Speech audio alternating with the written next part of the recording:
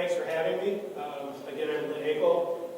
Did bring a friend of mine along with me today. I was told this is a pretty tough crowd.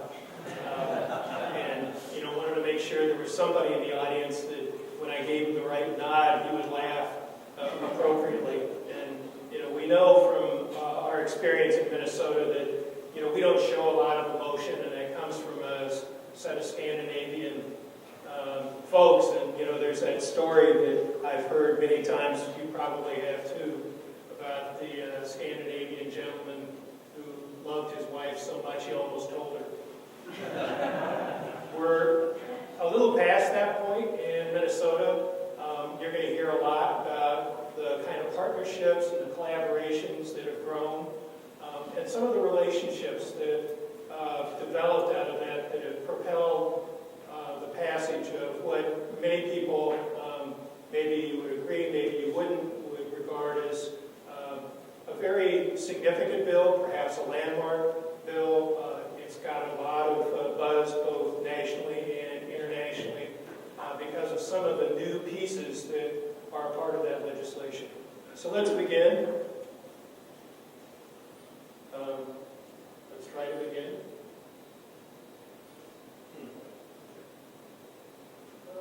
Should I aim it there? Thought I would do this. Let's see if this works. Okay, in May of 2013, Minnesota passed a clean energy bill. It's not just a solar bill, although the solar portion of it is significant. There's a goal embedded in the bill of 10%. That's not a mandate. It's a 10% by 2030 solar goal. There is a mandate, however, a standard of 1.5% by 2020, and that applies to all the IOUs. The co-ops and munis were exempted, as were some large users in the Minnesota Power territory in northern Minnesota. There's a carve-out in the standard of 10% for arrays that are less than 20 kilowatts. So basically what we were doing there is recognizing that if we put in a standard of 1.5%, which is roughly 450 to 500 megawatts of solar by 2020, in all likelihood, if we didn't mandate that a certain portion of that was for smaller systems, it would all be utility scale. So what we were doing was trying to build different market segments, and I'm going to talk about that more as we go forward, through the slide presentation, that it's one segment, 10% of less than 20 kW. There's a mid-range that involves PACE financing and the value of solar tariff, which is one of the innovations in the bill as well. It raises customer net metering cap to 1 megawatt. We can talk about the specifics on that, but that's an improvement. It used to be 40 kW, so we've gone up to 1 megawatt. One of the most exciting aspects of what we were able to pass is what's called community shared solar. A lot of people actually call it community solar gardens. We can talk about that at length. Essentially, that allows communities, nonprofits, for-profits, utilities, virtually any entity to get enough subscriptions to build up to 1 megawatt community solar garden systems. So it's pretty exciting. Again, that's in the mid-range that I was talking about. We have what we know is at least the first state in the country that has undertaken the development of the value of solar tariff. This is not an incentive. This is a calculation for each of the IOUs to determine based on a prescribed methodology that gets approved by our PUC. I see we have a commissioner back there, so no doubt you have communication with your good colleagues in Minnesota who are, I think it's one of those things where they're not quite sure they like the legislation. There are no less than 24 dockets that are currently open right now on a full range of issues that were generated. So they may browse to you. It'll all be good fun, though, I'm sure.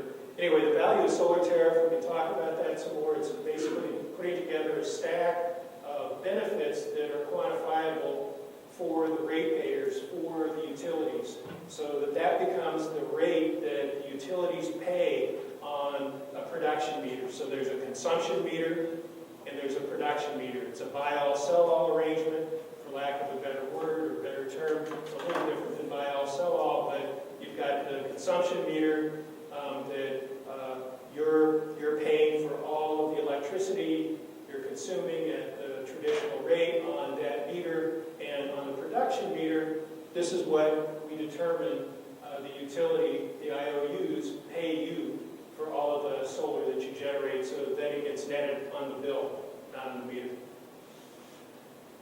Okay, so, like Kim said, you guys are thinking about PACE. We actually passed PACE legislation in 2010, but there were some problems with it. We were able to fix those problems this last session. We added we enhanced one incentive program for solar called Made in Minnesota, and we created a whole new category for non-Made in Minnesota solar arrays in Minnesota. There's a commission established to study the implementation of a 40% overall renewable energy standard by 2030. So this is a larger standard. Right now it's 25% by 2025, is it? 2030.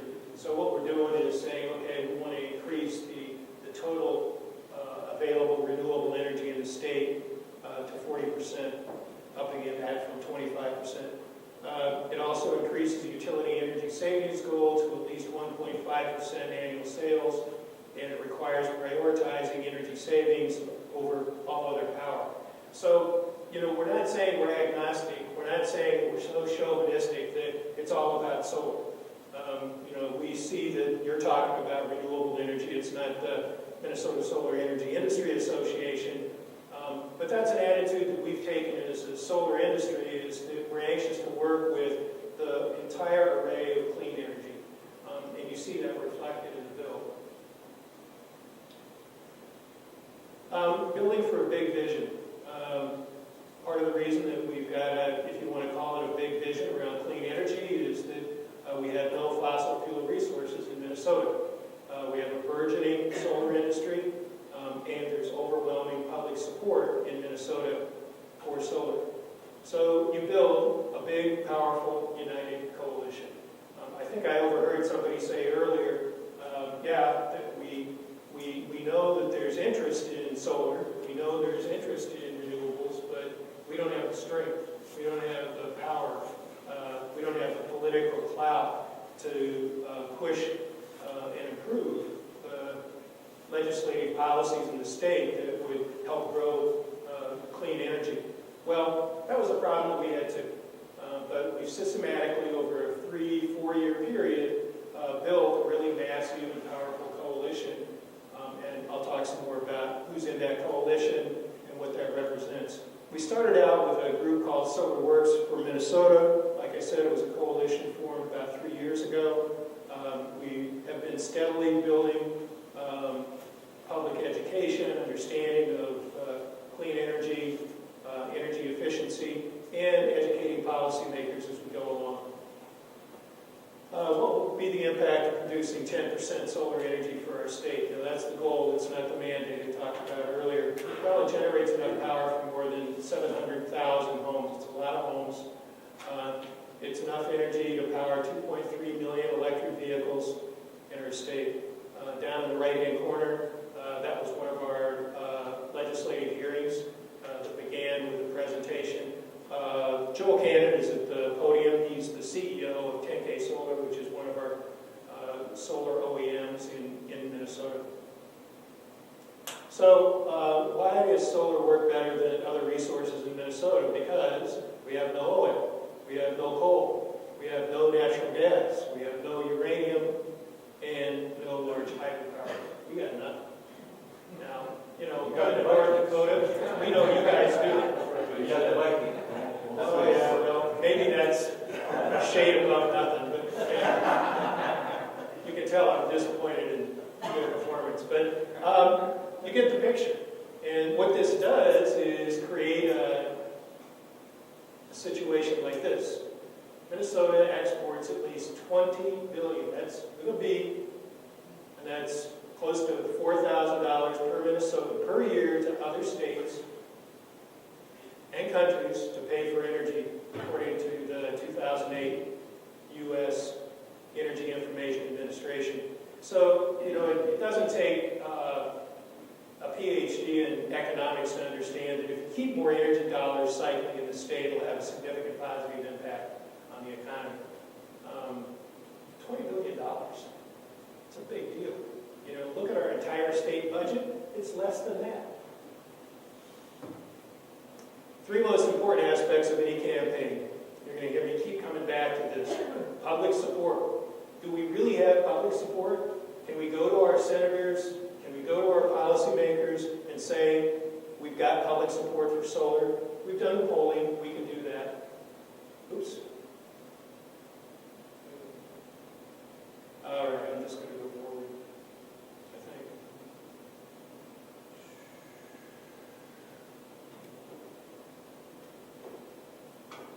This slide, last view. There we go. Okay, public support, building a strong coalition, and developing a campaign with compelling talking points. So we'll walk through each of these, kind of go back and forth on them so you get a different angle, different flavor on how this gets put together. Like I said, the public support piece is critical, but having public support without a strong coalition that can turn that data into support, it means almost nothing. And you can't build a coalition and communicate to policymakers if you don't have a compelling story. Public support for solar, I'm going to get to the national level, and then I'm going to drill into the Minnesota stats that we've developed out of our polling. I'm going to go through these pretty quick. Most of you are probably familiar with it, but 92% of Americans think it's important for the nation to develop and use solar energy. It's a big number.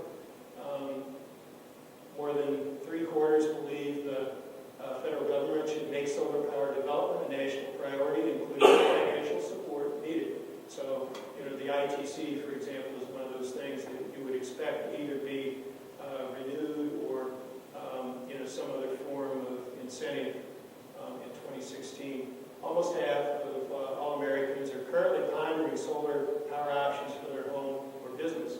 That's an incredible point. I mean, now we're getting past the policy discussion. You're actually talking about, would people actually do this, in their homes or businesses? That's pretty compelling. 43% of Americans favor solar as their top energy source, and behind that, the next best would be wind, which is 17%. Now, we don't say this to denigrate our friends in wind. We have a very good relationship with Wind on the Wires. There's a small wind association that we work with, and they were instrumental in helping us get our bill passed. And essentially said, okay, it's all hands on deck. Let's get this done. Now, there's kind of an exchange going on. They're saying, we helped you with solar, now come back in 2015, and maybe we'll do something with wind to up the amount that we get from wind. This is the source. Reasons why solar is so popular.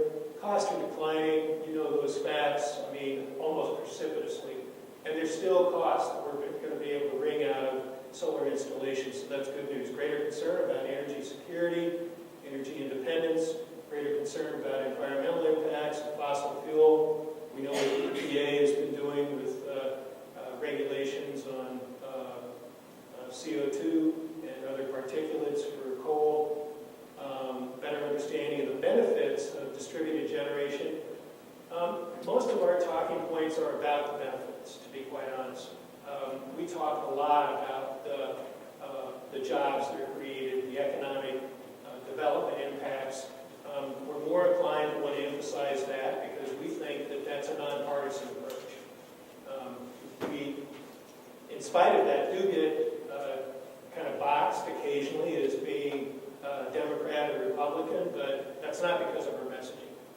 We've steered away from anything that we think is partisan in nature, and one of the best contexts we think for creating that larger space in the middle is to talk about jobs and economic development. Better understanding of local economic benefits, I just talked about that. Now understand system technology and how they change, that they're embracing that. Technology is not a bad thing. We understand that it improves and upgrades dramatically. Everybody around the room knows that their smartphone or their whatever is probably already out of date.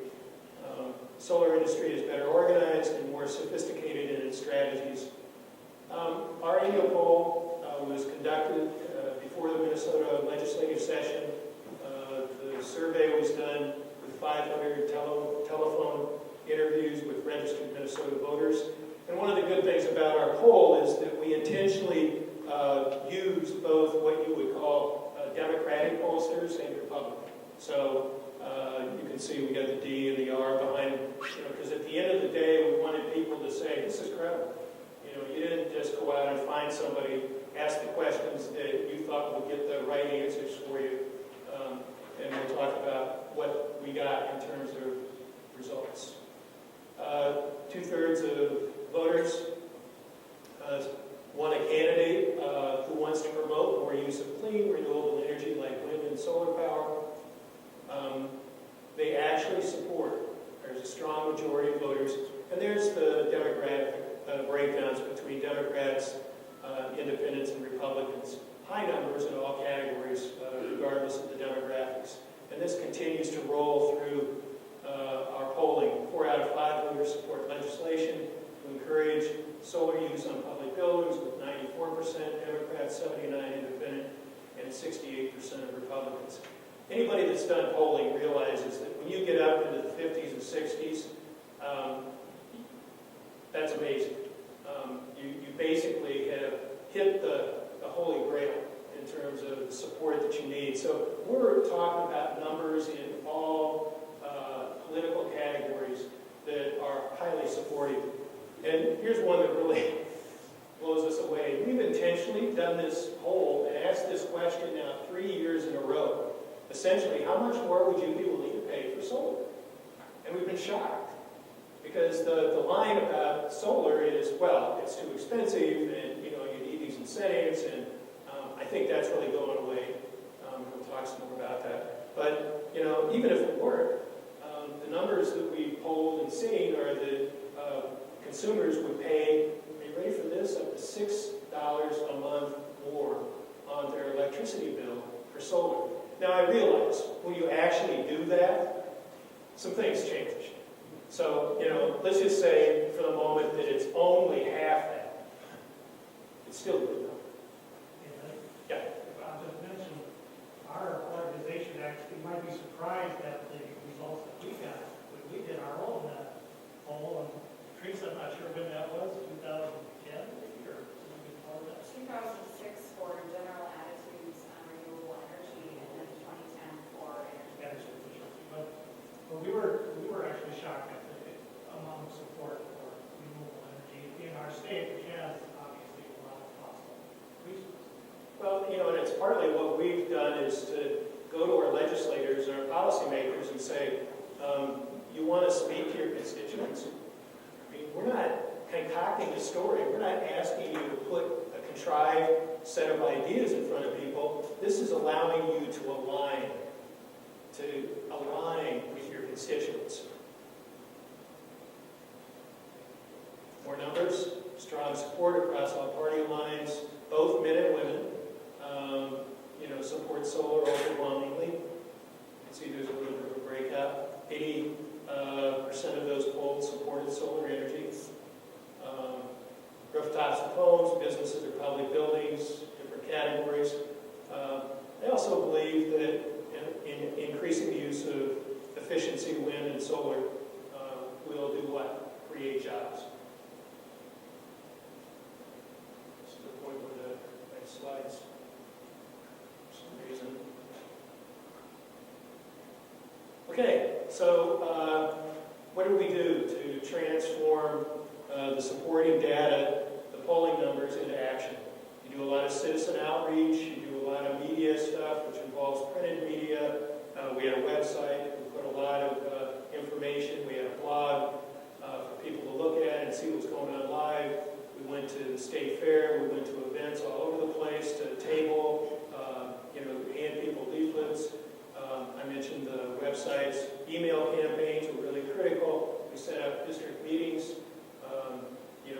constituents, with legislators all over the state, not just in the metro, presentations and creativity. This is one of the favorite parts of the show. I'll see if I can actually do this when I say create. Uh-oh. I don't think I'm going to get it. Yep. I'm not hooked up to the internet. I should have done that before. Well, there were four. What we did is we put on a contest for short solar video, and it was run by our colleagues at Environment Minnesota, and there were four winners. The one that I wanted to show you was this one, and you can go to Environment Minnesota if you want to, write this down. And I can't tell you the link right now. I should have done that. I thought this might work for the presentation, so I could see you live, show you live, because it's it was actually professionally done, and the folks were really interested in solar, so they did this really remarkable video. So go check it out sometime. Maybe it's the best.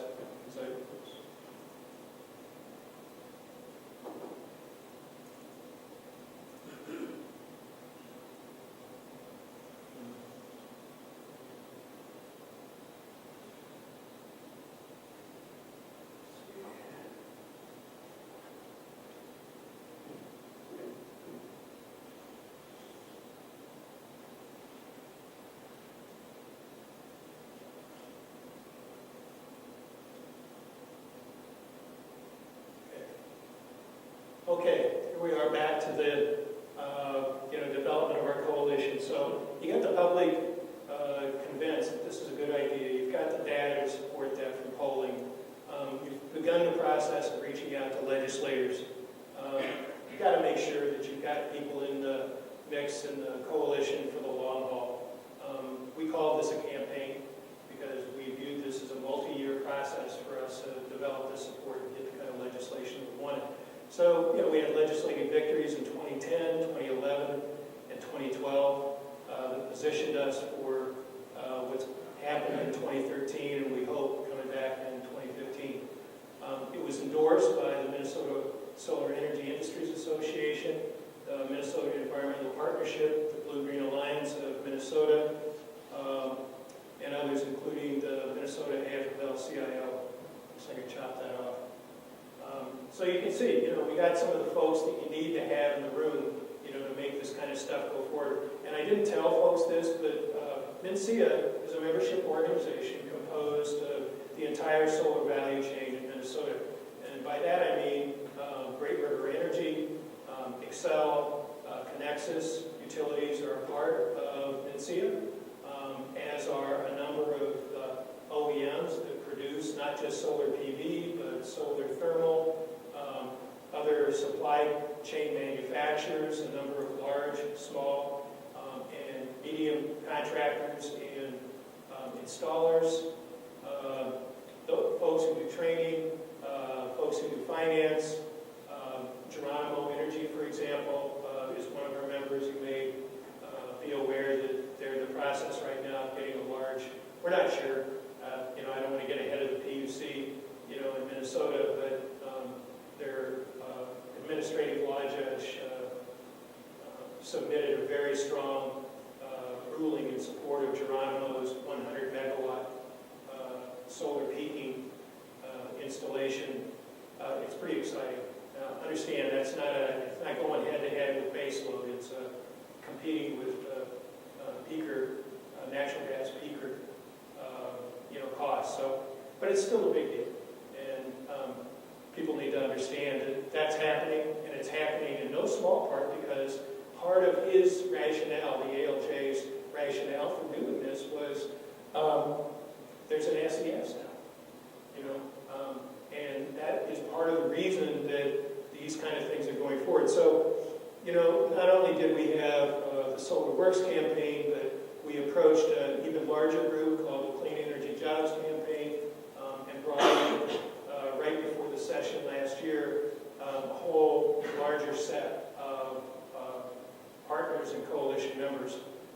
Okay, I'm just going to step back for a minute so you get a little bit different sense of who I am I'm an industrial union guy. I worked my entire adult life at the Ford plant in the Twin Cities, and actually that's the place where I got most invested in sustainable economic development, because we were trying to convert that facility into something that would represent a green product, a green plant. And, got into some of the stuff that you can see in the second paragraph. But, it's gone. I don't know how many of you know that. This is basically level, and potentially will have better use going forward, even though there was an attempt on our part to do a sustainable redevelopment, single use of the plant. Here I am, a few years later, from industrial union guy to solar industry guy, and I'm proudly standing in front of the solar array that I helped get installed on Spruce Street, 37 kilowatts behind me. It's pretty exciting to be in a position where you can move from one industry into another, but still are essentially connected by the basic principles that started you one place and end up here. This is the story for our part of the country. A lot of people push back on solar and say there's not enough solar resource in Minnesota or North Dakota to justify large installations. Think again. What we have in Minnesota, when you look at the numbers for Minneapolis, St. Paul, they're better. Solar production is better than Houston. When you look at the numbers for Minneapolis and St. Paul, they're better than for Jacksonville, Florida. So that doesn't mean that they're as good as Phoenix or the Southwest, but we have very good solar resource in Minnesota. You've got very good solar resource in North Dakota. Don't let people say you don't have the sun necessary to do significant solar. And oh, by the way, this is what our states do when we compare it to Germany. We've got twice the solar resource that Germany has, and we all know one of the core elements of the German economy is renewable energy, most notably solar. So it's a policy question. That's what I'm getting to. It isn't a resource question, it's a policy question. And we just have to keep that sense of, these are the benefits for pursuing this policy for solar, and you get the kind of benefits in Minnesota and North Dakota that you do in Germany when you pursue those kinds of policies. So let's look around our state. What are the economic benefits? What's going on with solar? Not just in installations. Well, here it is. These are the manufacturing supply chain jobs. There are 33. Now we've actually found they're closer to 151 Minnesota manufacturing companies. At the time we did these numbers, we calculated there were 2,000 direct manufacturing jobs. We're not talking about installation. We're not talking about training. We're not talking about any of the other categories. We're talking about direct manufacturing jobs doing solar in Minnesota. Well, that calculates to another 4,000 indirect manufacturing supplier jobs, and you see the bottom number. That's a big deal. That's a big deal. I mean, just for context, people were really upset and bent out of shape when they heard that our plant, the Ford plant in St. Paul, was going to go down. Well, that's only 2,000 people. Just 6,000. That's 3 Ford plants. It's a big deal. This is what happens when you get a 1.5% SES. It turns Minnesota from being a state that literally is not considered as an investment target into a target for investment. Anybody have any idea how many companies from not only other parts of the country but around the world have contacted NCEA and asked, can we become a member? Because now we have a growing market. Almost nowhere else in the world right now is there a market that is going to grow in the solar industry like Minnesota. It's a target for investment.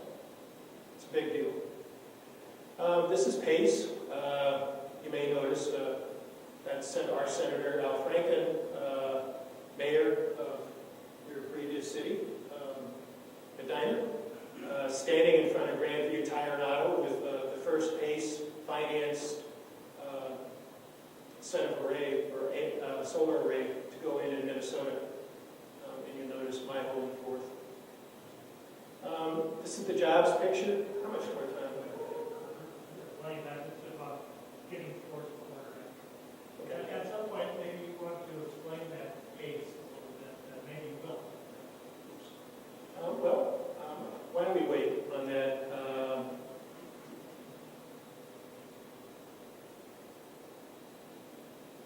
We'll go back.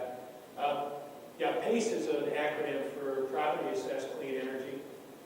It's a financing mechanism that's essentially an on-bill, finance mechanism. There are other on-bill finance mechanisms that are used, most notably utility on-bill financing, which are actually better. We're going to push that legislation this next session for utility on-bill financing and repayment. But PACE is really an innovative program that entails using a special assessment mechanism that cities have used, although this is voluntary. And I can talk about all the different dots that have to be connected to make something like this work.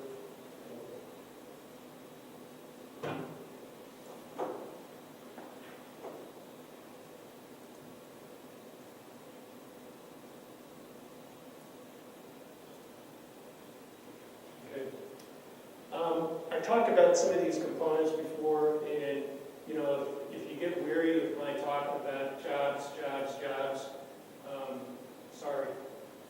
That's just who we are, and we make no excuse for putting out what we think is a multifaceted set of talking points that deal with economic development. So they're family supporting jobs. These are good jobs, primarily in manufacturing. They're jobs, like I said, when you look at the map, that go all over the state, not just in the metro. It adds jobs. When you look at the energy independence piece, remember that $20 billion figure that I threw out earlier? You start recycling that generates lots of dollars in communities, local development all over Minnesota. It makes Minnesota an investment target. We're just beginning to see how that's going to unfold in the state. And as we go forward with some of the microgrid technology, we're going to see even more jobs because solar plays really well with energy efficiency and demand response. And small wind. NDARE storage. Yeah, it's all of the above. Installing solar projects, these are some of the different categories. I mentioned those before. These are some of the numbers and some of the citations. We talked about, our creating actually is going to be higher than 58 megawatts each year. But this ends up being a little bit more conservative. That's good. When we look at the JEDI modeling for solar PV in Minnesota, each year we're able to sustain 3,000 family wage jobs. Now that does include installation. The number that I cited earlier was just in manufacturing. When you look at the investment, the return on investment, which you should, our policymakers are the folks that are concerned if they're going to be investing X number of millions of dollars in an incentive program. Is that a good investment? Well, you get 14.1 jobs per million invested in solar compared to 5.3 for fossil fuel energy development. And the other thing that's interesting about this is that it's an inclusive economy. When you've got a lot of manufacturing jobs, for example, the hurdle for getting into those jobs is not as high as if you were setting up an R&D operation, although there are plenty of jobs in that category as well. These are some of the numbers. We've got over 100,000 Americans working in solar today. What's notable about that is that solar employment grew almost 7%, while the general economy grew around 0.7%.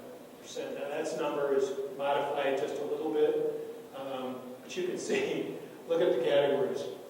Where does solar, in terms of Americans who are working, compare with iron and steel manufacturing?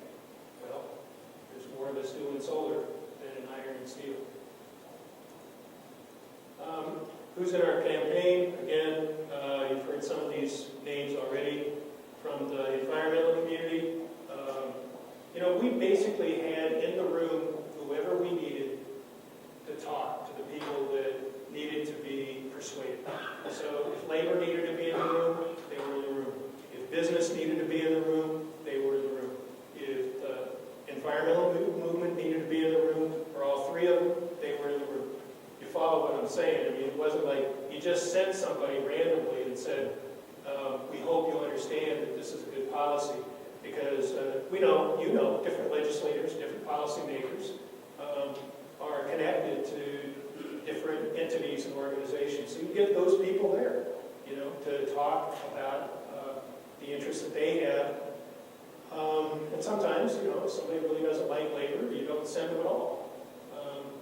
But, you know, we were able essentially to have the right voices in the room, the people we needed, you know, given the membership of the organizations, in particular, the environmental community. They did a lot of grassroots mobilization. They brought in a cadre of professional lobbyists and communication staff. They brought a lot of technical expertise, and they did some positive branding. I'm almost done. And I love getting up with a slide like this because one of our strategic goals was to, you know, convert the governor from being a supporter into a champion. I think you all know the difference. You know, somebody that says yes to our legislation to somebody. That was at the rotunda. You know, there were 1,000 people that showed up in the rotunda, and you could see, you know, people all around them. This is a direct quote, you know, from Governor Dayton as he spoke to folks in the rotunda. We owe it to ourselves, we owe it to our children, and we owe it to our grandchildren to look for ecologically sustainable, environmentally renewable sources of energy, and if we put our ingenuity together, we'll find it. This guy, I'll just say it, worked really hard. He wasn't just a supporter. You know, but honestly, you look on the left here, this was Youth Day, you know, at the Capitol for solar. And they were singing on the steps of the rotunda, and he came out, you know, when he heard they were there to sing along with him. Pretty cool guy. What's next for our coalition? Just about to wrap up. Solar Works for Minnesota is basically phased out. We're being replaced by a Clean Energy and Jobs campaign, and you'll see a lot of emphasis on the 40% by 20. I think that says 2050, but I believe that's 2030. So a lot to talk about. I expect you've got a few questions after throwing this much information at you. I hope it didn't go by too fast. I'm always willing to go back and, like I told my friend Lloyd, nobody likes to get into the weeds faster than an ankle.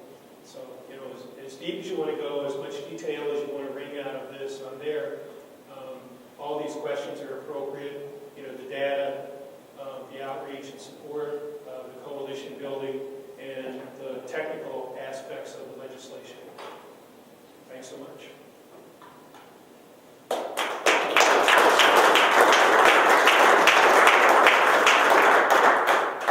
We'll open it up to questions. I have a question on the impact of advancing technology on materials and on equipment that's being used in solar. How is that moving, and where are we at in terms of both cost and value? Well, right now, the DOE, you may or may not be familiar with this, has basically set a target for getting to a cost of $1 a watt, you know, for solar. And they're expecting that they're going to be able to achieve that goal by shrinking or getting cost out of a number of different pieces of the entire value chain. So, for example, there's still opportunities to get some cost out of the module production itself, but that's not the entire solar system installation. So you've got a lot of costs that we can still get out of inverters. There's a lot of costs that we can get out of racking. There's a lot of costs that we're going to... Right now, one of the problems that we have with solar, at least in Minnesota, is that we have permitting costs that are all over the map. And if we were able to get standardized, reasonable permitting costs, we'd be able to lock in that, so you'd be able to determine that it was a reasonable cost.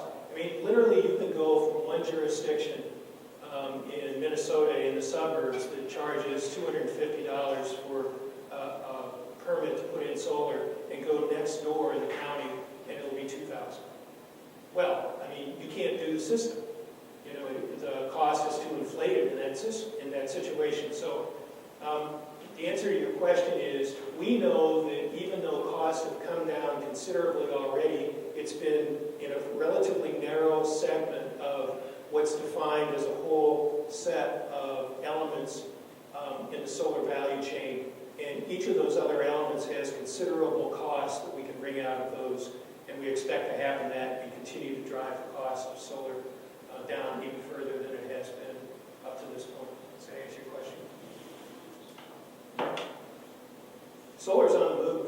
I mean, it's an exciting industry, and for those people that say, you know, this cost decline won't continue, my point is they're wrong.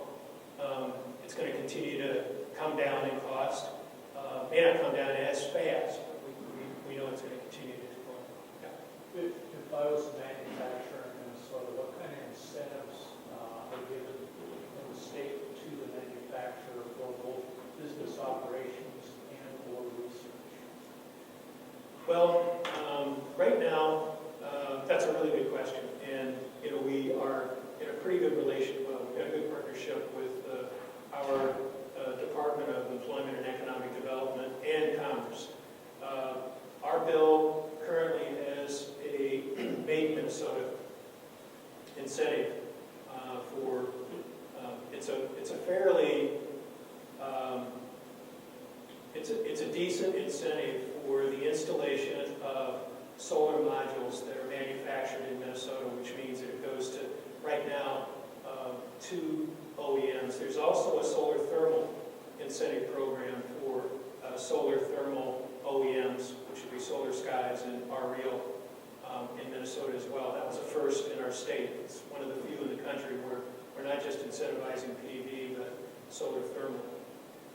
We think that there's no more work that has to be done to incentivize not just the demand side. I mean, obviously you have to have a market. You know, you can't convince people to move to Minnesota and say there's not going to be adequate demand for your product if you locate here. But there's another piece which you're implying, or maybe asking directly, which is what do you do to help the equipment process investment, because these are fairly capital-intensive operations. We're working on that piece. You'll see more in that area. There are incentives that the DEED has in place right now that can help. We know there are local entities that will help with bonding, tax abatement, other investment enhancements, training, support. I think those are the two aspects that you're getting to. Now, one of the reasons that we currently have, I'll be honest, we've got 3 companies, one from East India, one from China, and one from the U.S. There's certain that have already visited Minnesota because of what they see as growing demand for their product. Now, they know that they're not going to be able to support their entire demand in their facilities. Let's say they want to do a 30 megawatt module manufacturing facility. They know they're not going to be able to support all of that with what is generated in Minnesota.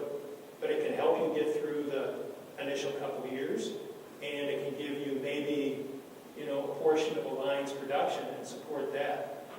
What they're very interested in is the mid-range and the utility scale market that is potentially developing in Minnesota, which means that would not allow them to take advantage of the Made in Minnesota. So even though there's an incentive in the carve-out that I talked about before for small residential and commercial systems, a lot of these companies view that as not as important as the overall larger demand that will be created because of community solar gardens, PACE, and utility scale developments. Maybe that was a bigger answer than you wanted, but I hope that gives you the detail you need. You can take it back to your department. Some really wonderful people we worked with say enough about the folks from Commerce. They put their shoulder into this last session. So, if you ever are in communication with, Mike Rothman or Bill Grant in particular, wow. I mean, really, wow. They were there every day, sometimes longer than me, and that's a lot of time. Minnesota's had a long history of mandating things to the consumers, kind of minimal disregard for cost. What do you look at for actual per kilowatt hour costs from either residential installations or your solar gardens? You talk about it on the community side. What are you looking at for the cost per kilowatt hour on production side? Well, we answer that by looking at the two programs right now that we're developing, what we call a value solar tariff around, and we just got the methodology developed from Commerce and sent over to the PUC for their consideration, and there'll be 60 days for that PUC decision to get rendered. What the value of solar is doing is quantifying, as I indicated, all of the benefits to the utility. So it's not a cost question, it's looking at what costs are being avoided, what are the benefits in terms of peaker energy supply, deferred distribution, deferred transmission and distribution costs, locking in as a hedge against the volatility of fuel prices, and then stacking those benefits into a tariff. So we're anticipating that that'll be somewhere in the 12 to, I'm speculating a little bit, but when we look at the stack right now and you quantify it, and it will be based on each utility. It won't be just one number all across the state, but it'll be each utility will take that methodology and apply that to their own systems, and we're anticipating it'll be in the 13 to 16 cent kilowatt hour payment from the utilities. It's not an incentive. This is a quantifiable calculation of their benefit to ratepayers. I just said, take the capacity. Yeah, that's fine. Your job slide that you showed there with the 100,000, that's simply Minnesota jobs that Yeah. are created? No, I mean, I think it is kind of staggering, and maybe it is difficult. I mean, I'm not going to say that, I'll just say it outright. It is sometimes difficult when you start shifting the way we talk about and think about this. But that was one of the things that we thought was important, was to shift into that category where we could actually calculate the benefits to the utilities. In this case, IOUs. We exempted co-ops and munis. I think that'll get worked out going forward. There's a lot of interest from co-ops and munis to do community solar garden. And that will have a different number than the value of solar, maybe a little higher because it takes a little bit more to actually do the community solar gardens. There's been all in the country some really great incentive programs and really great municipal programs to add solar power to things like school parking, school places. Will they have that? Is that going on in Minnesota right now as well? Oh, for public buildings? Yeah. Yeah. Actually, we did a lot of work on solar on public buildings last session, but I think our biggest piece of assistance for solar is that we approved another program called Guaranteed Energy Savings. There are 3 statutes that already exist. Not this year, but last year we actually got an executive order, 11-12, passed that would upgrade or at least help facilitate the accelerated implementation of guaranteed energy savings. Folks from ESG ought to be really familiar with that. You can probably get up and do a whole program on it using performance self-funding, essentially, where you take the energy savings and the energy generated and you use that as a basis to finance with private dollars. I mean, who doesn't want to use private dollars as opposed to public dollars in budget-constrained periods for either schools or municipalities or other public buildings. So what we did is we extended the term on it. So it was 15 years for payback, and this last legislative session, we extended that out to 25. Now, people are able to do solar now when they combine it with energy efficiency in less than 15 years, maybe less than 10. So maybe having that 25-year term isn't necessary, but it does help you package more retrofit and more renewables into a package when you've got a longer-term payback period. Does that answer your question? Yeah. So it's a finance program. We didn't do incentives. It's a private finance program. And this kind of gets to your point earlier, is that, we've not gone after incentives. Most of our initial legislative actions were to create private finance programs, to use the private sector and private financing so that's what ACE is. That's what guaranteed energy savings programs are. And there's never any legislative package that doesn't put an emphasis from our standpoint on how to use private dollars to facilitate the development of both energy efficiency and renewables. How has that helped small-scale projects like home improvements, so even corporation type building? Well, I mean, we don't have, right now, as we speak, it doesn't speak about what's in the pipeline, because the pipeline's going to have to fill up with a lot more than what I'm about to say. We've got about 12 megawatts, in Minnesota right now. That's a really small number. Okay, and it's good, but we knew going into the session that we needed to be conservative more than that. We're going to create some economic development impact in the state.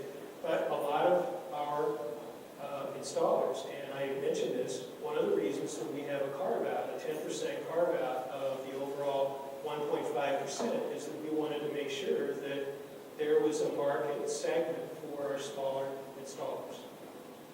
That if we didn't have that, it would all be mid-range and utility scale. Excel could itself come close to meeting the solar energy standard in a relatively short period of time with utility scale if we didn't, say, okay, let's segment the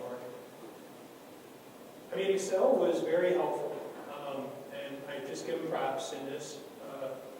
They supported the value of solar tariff, they supported the Made in Minnesota incentive, and they supported community solar gardens. Didn't like the mandate, we get that.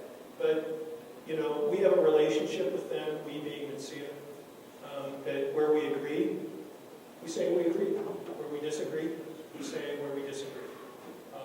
And I would say our relationship with them continues to be very open and even collaborative. Maybe that's a surprise, but we do well. Other questions? In the back. When we were building our solar panels on our house in Fargo in 2012, we were told that if we lived in Moorhead, we would have gotten a rebate from Moorhead for $2,000 for every 1,000 watts installed, which would have been in our case about $15,000. Do you know much about that rebate? Was that from the state or was that for just Moorhead? And Run through those numbers again. So we were told that, we installed a 7.4 kilowatt system on our home, but if we lived across the Red River in Moorhead would have given us back $2,000 for the 1,000 watts that we installed, so we would have got $15,000 approximately back. Was that just a temporary program? Was it just for Moorhead, or was that the state level program? It sounds like it was the Made in Minnesota, program. That's a fairly substantial. Yeah, that would have made a huge difference to our price and our payback period, having that additional incentive on top of the 3% federal. Well, and that's what happens. People look at that and they do the numbers, and they are more willing, given that kind of support, to install solar. So it doesn't exist anymore, or is it? Sure it does, yeah. In fact, it's even, I wouldn't say it's better, but it used to be, I can't remember, well, it's extended out now to a full 10 years. So there's $15 million for each of the 10 years, a total of $150 million that are budgeted in, the Made in Minnesota. There's another non-targeted, what we say, a non-targeted, meaning there's another rebate program that's just for Excel, that's for 5 years, and it's $5 million for each of those 5 years going out. Just a couple quick things. As far as federal tax incentives, those are still in place through, what, 2016. 2016? Yep. And what about 30? It won't disappear completely. Yeah, it's 30% right now, and it'll drop down to 10%. You know, it's debatable whether we need to have the 30% by 2016. You know, 10% may be enough. I mean, that kind of goes with what I was saying before, is the price declines, you want the market to take over. You know, we want to get rid of incentives as fast as we can. You know, that may sound crazy for somebody in my position, but to your point, you know, the market, what we're doing is spurring the market to work, not to replace the market. And it's a different attitude that we want, you know, private financing, we want private mechanisms, we want the market to work. And so each of our elements in the bill, you'll notice, gets an annual adjustment. There's provisions in it, so it's not like, okay, you know, in 5 years, we anticipate that you're going to need. In fact, you know, when you look at solar rewards, the petition that Excel put in talks about their incentive going from 8 to 6 to 4 cents a kilowatt hour each of the first 3 years, and being readjusted if it needs to, up or down, even within that time frame. So, you know, we're trying to taper off. And, you know, that's, in our view, an acknowledgement of what's happening in the industry as the price point drops. Hi. Say, does your group have like a little fastener division that actually tries to communicate to small builders that are chain orientated, like for instance, like a Dairy Queen or say McDonald's, where you can convince the engineering group of that deal to go in floor heating and solar and electric. So if one of those guys would actually do it, maybe the others would across their shoulder and say, hey, he's doing it, I'll do it. And I think that what really kicked it off is I did a little training in Wisconsin, and some of the water parks, you know, were on peak demand for natural gas, and there was a squeeze a couple years back, and they didn't get any gas. So a lot of those guys went to solar hot water, and once one did, everybody followed. Well, Solar Skies was involved with that. Randy Hagan, out of Alexandria, one of my favorite guys. But a lot of our developers are the ones that are making that pitch. I'll just give you an example. You know, Geronimo just cut the ribbon on 10 Slumberland facilities in the metro that all put in, I believe it was 40 kilowatt arrays, 400 kilowatts. Nice chunk of solar. And that's exactly what happened. You know, they went in, they started talking to, at least this is the story I got, they started talking to one of the store managers, and went from there to talking to, you know, the corporate management. And, you know, right now there's what's called an RDF grant for the first target, you know, solar project in the metro, so we'll see what impact that has on the other target facilities. But, you know, that's really exciting. We know that, you know, we're going to, IKEA, you know, doesn't have other operations in Minneapolis, but they've got a 2 megawatt, you know, solar array on their facility. And that's really helped other commercial entities, and, you know, when I say commercial, I include public, large, you know, rooftops and schools and other public buildings in that category. But, you know, when they see that kind of deployment, it does spur interest in other building owners and managers. Good, you're gonna. Yeah, I was under the impression that the base Minnesota rebate was transferred from a $2,000 per kilowatt investment incentive to a production incentive. It is. 27 cents for solar energy, 22 in that case. I don't remember the exact numbers, but you're absolutely right. That's coming up soon, right? Well, actually, the installers are putting putting together their projects, and they're due by the end of this month. And then there's a lottery that will be implemented, for each of those projects that were submitted until it's a little tough to figure out where that's going to come in. I'm sorry, I forgot your name. Mike. I've seen you before. I've been at a couple of these.